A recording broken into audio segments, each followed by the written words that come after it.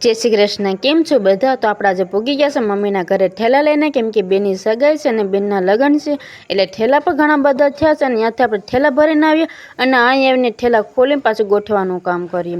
અને ઘરે પૂગ્યા તો મમ્મી કે પપ્પા કે ભાભી કોઈ નહોતા। પછી તો આપણે બે ફોજને લઈને ખેતરમાં જવા માટે નીકળી ગયા છે, કેમ કે ખેતરમાં બાજરાનું કામ ચાલુ હતું ને એટલે પછી આપણે જોયું તો ડુંડા ડુંડા તો ઉતરી ગયા હતા, પછી બધા હારતા હતા।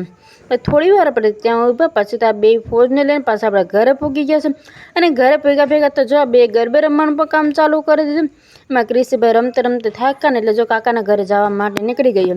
પછી મમ્મી કે સગાઈને લગ્ન છે તો ફર્યું તો ધોવું પડશે ને, એટલે મમ્મીએ જો સાવણો પકડી લીધો। ત્યાં તો મારા પપ્પા જો આટલું બધું શાકભાજી લઈને વેરાવળથી આવી પણ ગયા।